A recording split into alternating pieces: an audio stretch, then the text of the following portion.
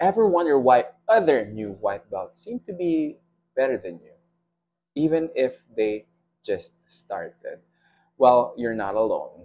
And this is something a lot of beginners struggle with. And if you've ever felt like Brazilian Jiu-Jitsu is not for you because of this, well, let's fix that right now. Hello everyone, welcome to the Valores Training Center YouTube channel. I am Mark Entrata, 47 years old, first degree black belt under the legendary Professor Cobrina Charles. And today we're diving into why some white belts progress faster and why that means, or that doesn't mean that you suck. All right, spoiler, it has nothing to do with your potential, but everything to do with your background.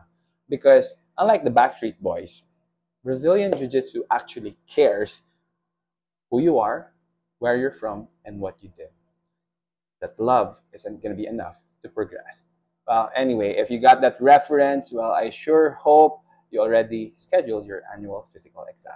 All right, let's be serious. Sometimes, or most of the time, or a lot of times, you're gonna hear in Brazilian Jiu-Jitsu, your strength and size won't matter. Up to a certain extent, yes. But especially at white belt level, your physical background absolutely matters. Okay, technique only beats athleticism when the skill gap is wide, and at the white belt level, it's not pretty huge. Okay, before I started doing jiu-jitsu, I was really more into drawing. I used to play a lot of guitar and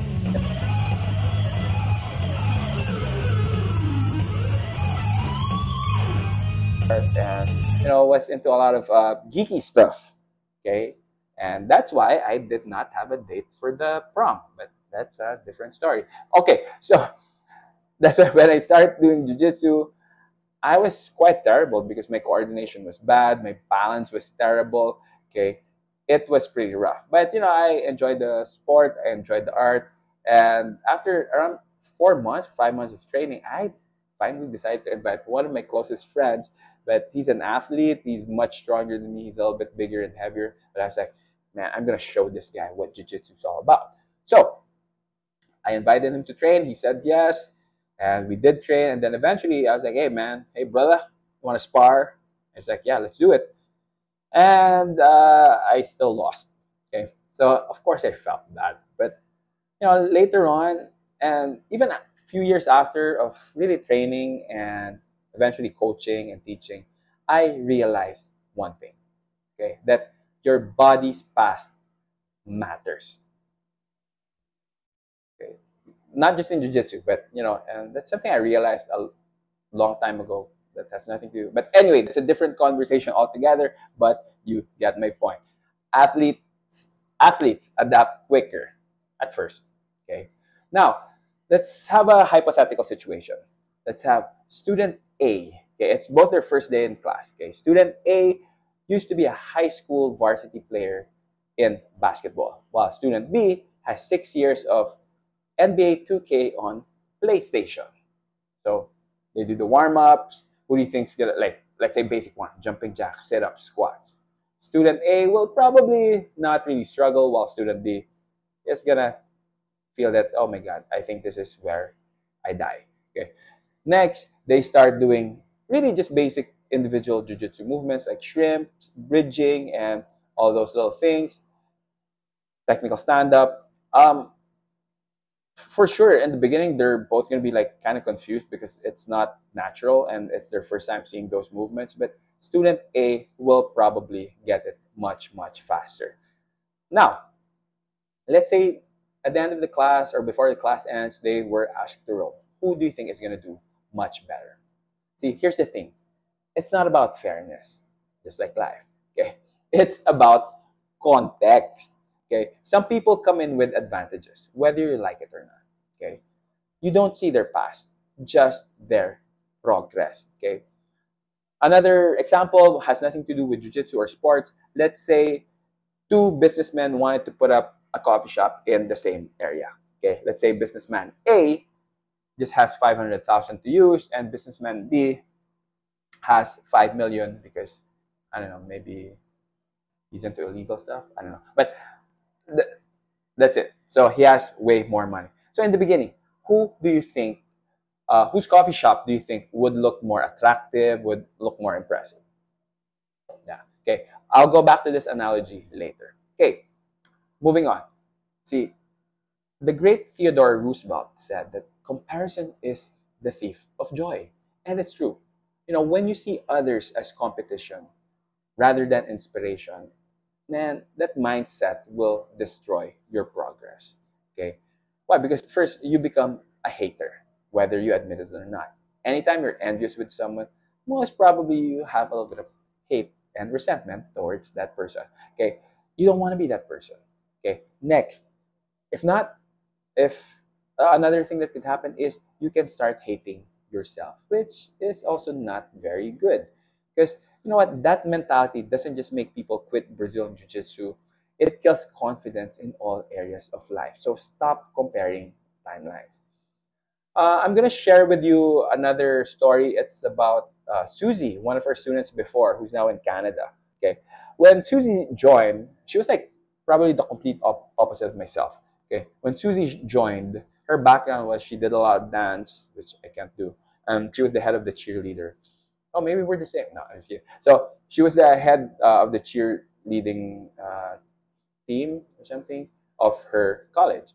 Okay. She also did some sports. Now, her first 2 months, man, she was already giving all the other female students we had a really tough time in training, even if some of them had like what a 2 year advantage over her.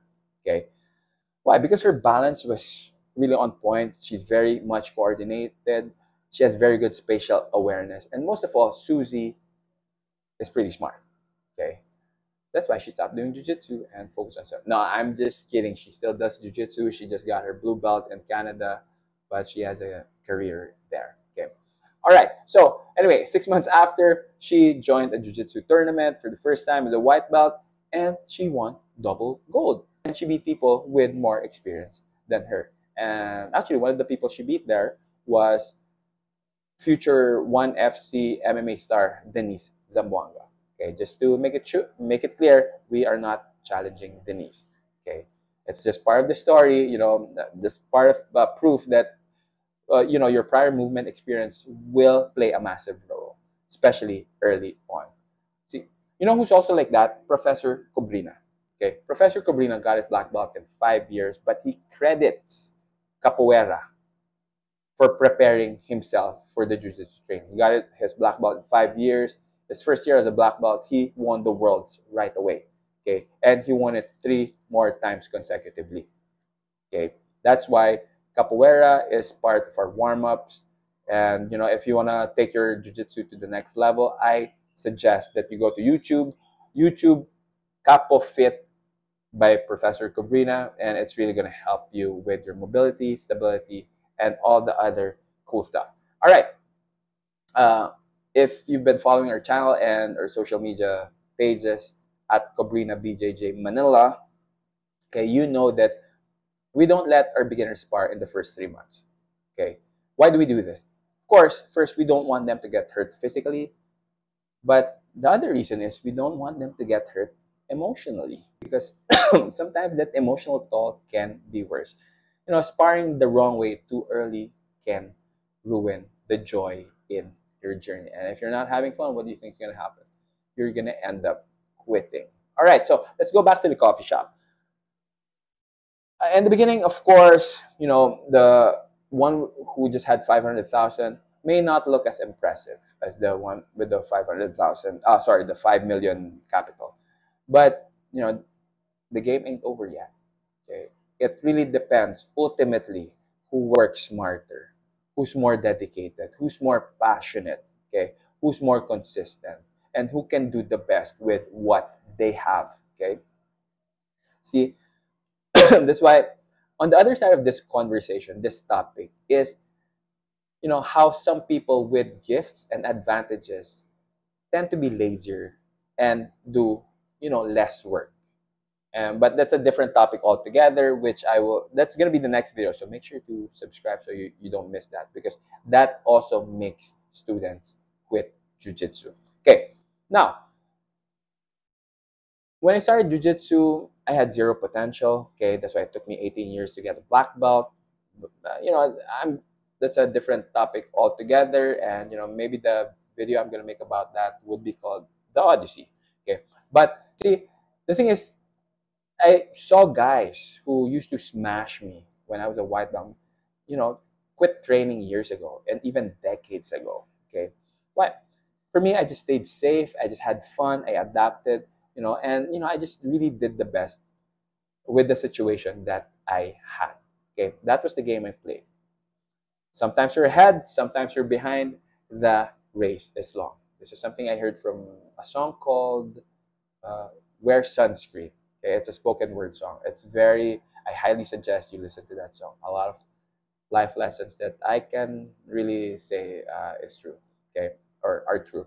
Okay, so what are the two takeaways? So we can wrap this up. First, okay, focus on your own journey. Others should be an inspiration, not competition. Okay, but here's the thing: only you can answer that. You just need to be honest with yourself.